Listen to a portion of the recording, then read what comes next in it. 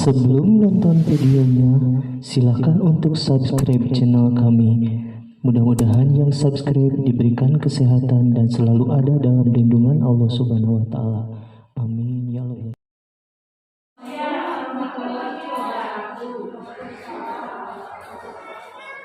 Bapak dan Ibu, pagi ini kami dari tim promosi kesehatan Rumah Sakit Umum Daerah Bintan dan dari bidang keperawanan akan memberikan servis ya, penyuluhan beberapa kiat untuk berpuasa Ramadan bagi diabetes, bagi yang diabetes ya. Alhamdulillah pagi ini kita diberikan nutrisi sehat, masih diberikan kesempatan ya semua ya untuk beraktivitas hari ini dan sambutan salawat dan salam kepada Nabi besar Muhammad SAW. Kali ini materinya akan diberikan oleh Ibu Eli Suryani dari Keperawanan. Maka Ibu silakan. Terima kasih atas kesempatannya. Assalamualaikum warahmatullahi wabarakatuh. Ibu-ibu, bapak-bapak sekalian, mungkin kita sharing ya, pasien diabetes biasanya lebih pintar daripada saya. Kalau misalnya saya mohon maaf apabila ada kesalahan misalnya atau misalnya ada kekurangan untuk penyampaian materi tentang diabetes. Tolong disampaikan ke saudara mungkin yang diabetes di rumah kalau ada atau teman kerabat ya. Kita dimulai aja. Ini ada beberapa kiat untuk berpuasa Ramadan bagi pasien yang diabetes. Kalau yang ini mungkin dalilnya seperti ini ya. Ini untuk kita ketahui aja. Nah ini diabetes puasa. Bolehkah saya menjalani ibadah puasa kalau bagi yang orang diabetes? Apakah cukup aman bagi saya berpuasa di bulan Ramadan? Kalau baik untuk berpuasa bagaimana pula? Misalnya pengaturan makan ya khususnya bagi pasien yang diabetes. Apa sebenarnya yang diabetes itu? Penyakit yang ditandai oleh kadar gula darah yang tinggi biasanya atau hormon insulin yang kurang, jumlah efektif kerjanya memasuki gula darah ke dalam sel tubuh kita, jadi kurang masuknya ya. Nah ini kurangnya jumlah insulin misalnya disebabkan kemampuan pankreas untuk bekerjanya terbatas misalnya ya. Terus kerjanya kurang efektif, itu berkaitan dengan bisa aja kegemukan, kurang gerak itu bisa olahraga ya. Kalau kita disuruh olahraga pasti akan malas. Jadi intinya gerak aja ya, bisa jalan kaki ya. Diet yang banyak, lemak tapi kurang sayuran. Misalnya kita kan malas makan sayur ya, cukup makan misalnya dengan daging atau apa, itu kurang harusnya sayur yang banyak. Peningkatan umur bisa terjadi ya, misalnya pola hidup kita ya. Nah ini gejala awal biasanya sering kencing, misalnya ini rasa lemah lesu, tidak semangat, biasanya suka ngantuk ya kayak gitu. Terus komplikasi akut mendadak yang berat bisa jadi koma misalnya, atau bisa menimbulkan kematian kalau misalnya nggak tahu ya untuk diabetes itu seperti apa. Terus jangka panjang komplikasi kronis dan berat pada mata, misalnya buram, jantungnya misalnya agak cepat capek misalnya, tungkai misalnya lutut pada pegel nyeri gitu ya. Terus saraf perifer yang ini misalnya kesemutan, nah itu bisa ya, itu gejala awal ya. Nah ini tata laksana yang diingat kebutuhan tubuh akan zat gizi dalam kalori kan itu tuh 3J. Udah tahu nggak 3J ibu-ibu bapak-bapak? Nah 3J itu jenisnya, jenis makan, jumlahnya dan jadwal makan ya, itu udah terserah juga ya. Terus olahraga teratur yang tadi, aktivitas gerak tubuh, dan obat tablet atau obat anti hipoglikemik. Biasanya pasien-pasien yang diabetes udah pada tahu ya obat yang anti hipoglikemik itu kayak mirip-mirip yang sebelum makan ya gitu. Terus pemberian insulin biasanya dalam bentuk suntikan. Nah ini puasa Ramadan menahan makan dan minum kan ya. Misalnya kurang lebih 14 jam selama 30 hari. Itu sudah ketentuan dari Allah ya. Penurunan pola makan, perubahan maksudnya perubahan pola makan dan minum dan pemberian obat juga akan berubah. Nah ini apakah diabetes boleh berpuasa sebulan penuh? Mungkin ibu-ibu akan bertanya dan bapak-bapak juga ya, apakah boleh tidak? Puasa di bulan Ramadan adalah wajib hukumnya kan? Terus ini juga sudah ditetapkan dalam surat Al-Baqarah, itu cuma tahu aja, asal tahu aja yang itu aja pasti udah pada tahu. Apakah diabetes termasuk orang sakit? Nah, dalam keadaan terkendali baik dan sedang tidak menderita penyakit lain, diabetes termasuk orang yang cukup sehat. Ya, kalau terkendali gulanya. Nah, dari penelitian, penderita yang berpuasa sebulan penuh, diabetes terkendali dengan baik, tidak mengalami kesukaran atau gangguan selama berpuasa. Ya. Nah, ini diabetes yang bagaimana yang baik untuk berpuasa? Nah, ini bulan puasa ini merupakan kesempatan untuk kita taat. Satu itu yang sehat juga seperti itu. Selama gula darah terkendali cukup baik dan tidak sedang menderita penyakit lain, sebenarnya adalah orang yang sehat. Sehat siapa saja yang tidak berisiko dan baik untuk berpuasa. Ya. Nah ini mengapa harus yang terkendali itu diabetes yang terkendali baik boleh berpuasa. Nah ini akan banyak air yang ditarik kalau misalnya yang berpuasa, kita juga yang sehat, jadi cairan banyak yang ditarik oleh tubuh yang keluar, misalnya bisa kencing terus, pipis. Nah, terus harga ambang ginjal untuk gula di dalam urin tersebut lebih sering dan lebih banyak pipis sayangnya, jadi bisa menyebabkan dehidrasi atau kekurangan cairan.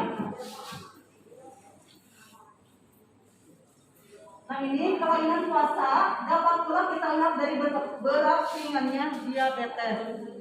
Nah, kalau ringan di sini diabetes cukup terkendali dengan dikit dan olahraga. Nah itu yang biasanya orang yang biasa sering kontrol, insya Allah ya bisa dengan cukup terkendali. Kalau ringan sampai sedang diabetes terkendali dengan selain dikit juga dengan tablet penurun gula darah atau disebut OPO ya. Nah, diabetes aman berpuasa apabila kadar gula darah terkontrol, tidak menggunakan suntikan insulin lebih 2 kali sehari, jangan lebih. Terus faal hati liver, misalnya punya gagal hati ya, nah itu nggak boleh. Atau paru-paru? Nanti saya bahas. Faal ginjal baik, misalnya ginjalnya baik, tidak ada cuci darah, kreatinnya baik, itu ya boleh. Terus tidak ada gangguan pembuluh darah otak, kayak stroke mungkin ya kayak gitu. Tidak ada kelainan pembuluh darah jantung, nah itu yang sakit jantung yang sekarang gitu ya. Kalau yang untuk biasa mah nggak apa-apa. Cadangan lemak tidak cukup, nah itu bukan kegemukan. Misalnya kalau cadangan lemak kan bisa kita kayak mungkin sering hipoglikemi yang lemas kayak gitu ya, kalau dilihat kadar gulanya. Tidak ada kelainan hormon lain dan tidak demam tinggi. Kita pun yang sehat tidak boleh kalau misalnya ada yang lebih berpuasa ya. Nah ini bagaimana pengaturan makanan diet untuk diabetes. Perubahan waktu tanpa makan, minum pada bulan Ramadan, perubahan jadwal pada diet diabetes. Dari rumus 3J yang tadi jumlah makannya, jadwal makan itu ya. Selama berpuasa yang terutama berubah adalah jadwalnya.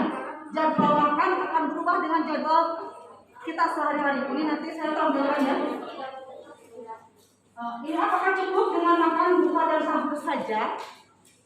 Jumlah kalori yang dikonsumsi penderita diabetes yang berpuasa sama dengan hari-hari biasa, hanya jadwalnya saja berubah. Nah ini mungkin ibu-ibu bapak-bapak bisa mau dipotong boleh, mau enggak juga boleh. Jadwal hari-hari biasanya makan pagi jam 7 misalnya saat ini. Ini ada jam-jam Senin, makan yang bagus seperti ini. Yang diabetes itu ya, kita pun kalau yang sehat mendingan kayak gini ya. Terus ini pada bulan puasa, buka puasa ya, ini plus snack, buka puasa plus snack nantinya ya. Terus jam 1 sampai jam 2 makan malam per snack, sahur sama makan pagi dan snack ya. Snacknya mungkin kalau lebih baiknya nanti bisa konsultasi ke gizi. Snacknya seperti apa? Kadarnya seperti apa? Itu yang baiknya gizi yang ya bisa konsultasi ke gizi. Sudah, ibu mau dipoto boleh? Yang ini. Nah ini pengaturan obat ya. Jadwal minum obat atau insulin pun harus berubah sesuai dengan jadwal makan dan kegiatan kita ya. Nah 3 kelompok obat itu obat hipoglikemi yaitu golongan sulfonylurea, golongan biguanid, golongan inhibitor seperti saccharose, glucoba ya gitu. Terus obat-obat sulfonylurea kan seperti glimepirid yang sebelum makannya, lupidol yang sebelum makannya gitu.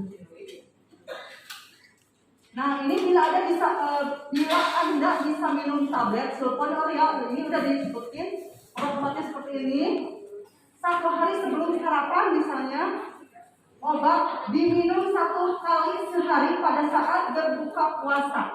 Jadi ibu bapak kalau ada obat yang sebelum makan pagi, glimepirid yang seperti itu dimakannya jadi asalnya pagi berubah jadi sebelum makan berbuka puasa, tapi bukan makan tajil. Misalnya ibu-ibu kan atau bapak-bapak suka makan tajil dulu misalnya, terus mau sholat dulu, jangan dulu diminumnya pas mau makan nasi, makan utamanya ya. Terus dosis obat mungkin dikurangi sesuai pertimbangan nanti kalau konsultasi dengan dokter atau pas kontrol ya.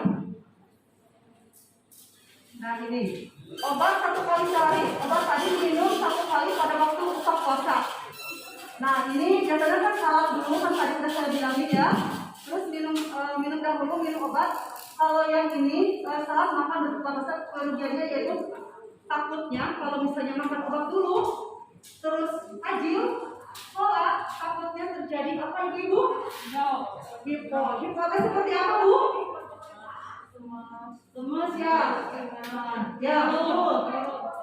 Itu harus mengenali diri sendiri ya. Yang itu kalau misalnya hipoglikemi seperti apa? Yang di sini juga ada hipoglikemi seperti apa? Di gambar-gambar bisa dipahami ya. Sip. Nah, ini bila ada Anda bisa minum obat yang tadi, misalnya glumeneron, kalau diminumnya 2 kali dosisnya, bisa dimakan 2 kali sehari sebelum sarapan pagi dan sarapan petang, maksudnya nanti sahur dan berbuka. Obat pertama bisa diminum pada hari dipindah minum saat berbuka puasa. Obat keduanya petang dialihkan saat makan sahur, dosis yang dikurangi dosisnya ya. Nah ini bila Anda bisa minum tablet metformin atau acarbose saat makan.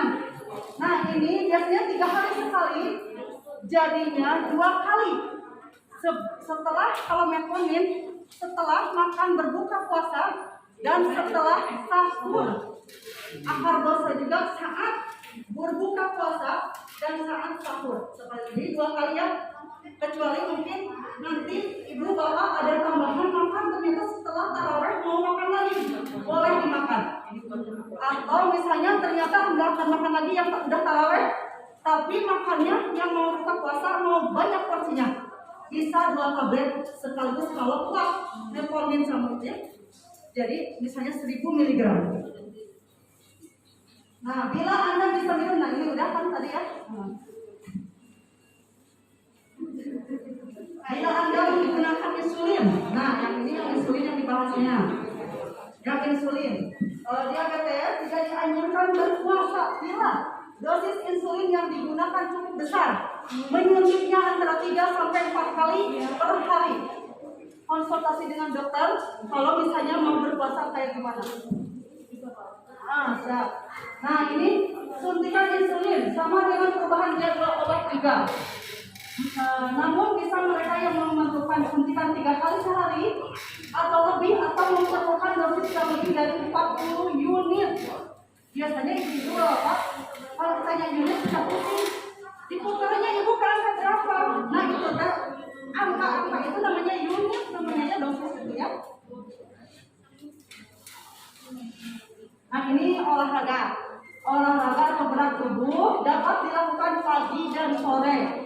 Kalau sore hari lebih dianjurkan untuk dilakukan sore hari. Kalau bisa, kalau yang diabetes, kita pun kalau nanti berpuasa Ramadan dilakukan mungkin mau buka puasa yang berarti sore ya, sore hari. Apabila olahraga akan dilakukan pada pagi hari, obat yang diberikan pada waktu sahur lebih baik setengah dosis. Misalnya waktu sahur itu pioglitagon 1 tablet misalnya. Kalau mau berolahraga berarti setengah tablet ya. Nah ini hal yang penting untuk diperhatikan. Kalau hipoglikemi, nah ibu bapak ada gula darah yang terlalu rendah atau obat kombinasi yang insulin waktu menjalani badan puasa, keadaannya sangat berbahaya. Nah itu arti bicaranya tiba-tiba lapar luar biasa, seperti salatri nyebunya ibu bapak, terus keringat, ingin keluar banyak, berdebar. Nah itu cepat harus berbuka puasa walaupun 10 menit lagi, daripada ibu tiba-tiba nanti pas bangun ada yang nanya mandroka. Nah takutnya gitu, daripada itu mending buka ya. Jangan berpikir saya harus sebentar lagi waktu berpuasa, ini jangan. Ini fatal ya kalau yang berpikir. Pada hari pertama puasa waktu sahur pertama adalah penurun gula. Tablet atau suntikan yang biasa diberikan sekitar makan pagi tidak usah diberikan.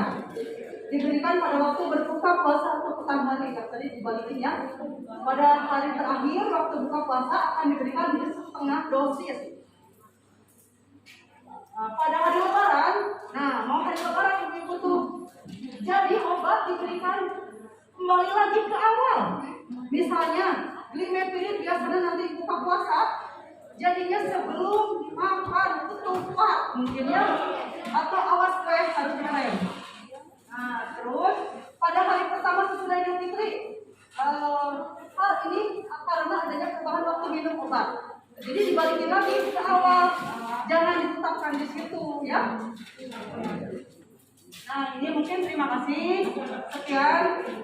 Kalau puasanya suka minum diabetasol, sandaran minum diabetasol antara obat berapa waktu nah berapa itu obat sama diabetasol itu biasa.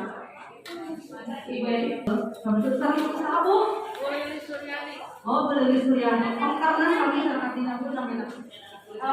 Diabetasol itu bukan susu saja ternyata. Itu adalah pengganti makan. Kalau dosisnya sesuai takarannya, itu sama dengan porsi makan sepiring penuh dengan lauk pauk. Itu diabetasol. Jadi ibu kalau mau minum diabetasol, sebelumnya glimepirid dulu. Glimepirid makan, baru minum diabetasol. Jadi diabetasol itu bukan susu seperti susu biasa, tetapi pengganti makan. Ya, jadi pengganti makan pagi. Gitu Bu. Jelas Bu? Kalau saya mah biasa dimakan sahur gitu lah. Gimana? Boleh, tapi mungkin tidak boleh dicoba dengan makan nasi. Itu dia akan jadi kalau tapi sesuai dengan takaran. Misalnya takaran susu diabetasol itu 3 takar, misalnya di situ ada di ya, dalam 1 gelas. itu teh sama dengan satu porsi makan nasi. Kalau itu makan nasi dengan itu bakal tinggi gulanya. Gitu ya. Jadi ibu kalau mau susu tapi temennya mah boleh. Misalnya ibu nasinya diganti ke diabetes, tapi ibu mau makan misalnya ikan boleh, tapi ikannya digimanain dulu. Jangan ikan yang dipindah, ya. Kalau dipindah misalkan bumbunya bisa ikannya. Misalnya pakai gula, ya, pakai kecap, itu boleh ya. Tapi itu kalau makan susu diabetes mah suka nggak lemas. Kalau nggak makan puasa tuh suka lemas. Gimana kalau gitu? Nggak makan susu. Kalau nggak makan susu, Kalau minum diabetes nggak lemas. ya. Ya, kata saya juga kan gitu. Kalau makan nasi, ibu belum tentu kalorinya terpenuhi. Tapi kalau minum diabetes sesuai dengan takaran yang bagus, sama dengan satu porsi makan beserta lauk pauk dan sayur. Gitu. Jadi emang dia boleh. Mendingan minum diabetes aja. Kalau itu misalnya seperti itu berarti bagus diabetes, tapi jangan dengan makan. Ini aja sedikit bagaimana kalau buka puasa cabilnya kurma atau manis-manis gimana? Makasih Bu. Jadi maksud ibu untuk berbuka puasa sajiannya kurma atau manis-manis. Kurmanya berapa biji Bu? 3. Terus maksudnya kita mau ditanyakan makan obatnya atau gimana? Oh boleh banyak. Terus ibu setelah makan kurma mau sholat dulu atau gimana? Nah, kalau misalnya ibu untuk tajil salah satu pilih. Bisa kurma misalnya 3 biji, atau ibu misalnya kalau mau kolak juga sambil ibu bikin sendiri. Gulanya ganti dengan yang pertama diabetes. Ada yang gula untuk diabetes misalnya gula merahnya ada yang dia atau misalnya dari Tropicana itu boleh. Bukan iklan ya, bukan promosi. Penyakitnya juga sama ibu namanya sama ibu siapa ibu bapak Muhammad dua sama diabetes sama ibu paru. Oh, sama paru. Nah, sama paru boleh puasa. Mungkin ibu ada itu yang ada dari paru juga ya, sama diabetes. Ibu suntikan? Iya. Suntikannya berapa kali sehari? 3 kali 6 menit. 3 kali ya 6 menit. Tidak mau makan kan makannya jam 7, jam 12, jam 5 sore. Berarti satu macam ya? Iya, satu macam. Yang orange? Iya. Ya yang orange ya berarti nokorapi ya Bu ya. Nokorapi. Nah, ibu kalau misalnya makan obat yang dari dokter Jam 6 pagi. itu kapan? Jam 6 pagi. Nah, itu berarti sebelum sahur ya, kalau bisa 1 jam sebelum sahur makan obatnya. Terus kalau ibu mau berpuasa boleh, kalau tidak ada gejala di ibu. Cuman suntikan, jadi ibu dikurangi. Misalnya berbuka puasa itu 6 unit pada saat berbuka puasa. Terus yang siangnya ibu tidak boleh disuntikan, dan yang malam yang sahur dikurangi setengahnya dari 6 jadi 3 unit. Tapi kalau ibu tidak ada misalnya tidak ada keluhan, misal sesak atau apa, ada keluhan itu berarti tidak boleh, tidak dianjurkan berpuasa. Allah Maha tahu ya. Ada informasi sedikit dari bagian promosi kesehatan rumah sakit. Kalau Bapak Ibu menemukan informasi seputar rumah sakit umum daerah Kosan, bisa dilihat di Instagram ya. Tinggal diketik aja RSUD Apisan. Di situ ada jadwal vaksin, jadwal dokter, ada informasi lowongan pekerjaan apabila rumah sakit lagi membutuhkan karyawan baru. Terus acara tentang diabetes bagi maksudnya mau puasa nih buat penderita diabetes. Kemarin ada acara bisnis Bu, Bincang Sehat Aktif di YouTube ya. Jadi Bapak Ibu bisa dilihat ulang ya, bisa dilihat ulang sama. Tinggal masuk aja ke YouTube, ketik RSUD Apisan. Di situ ada penjelasan tentang dosis dan lainnya gitu ya Bu ya. Terima kasih Bapak Ibu atas perhatiannya. Kami dari tim promosi kesehatan rumah sakit, dari keperawatan, mudah-mudahan semuanya bermanfaat. Assalamualaikum warahmatullahi wabarakatuh.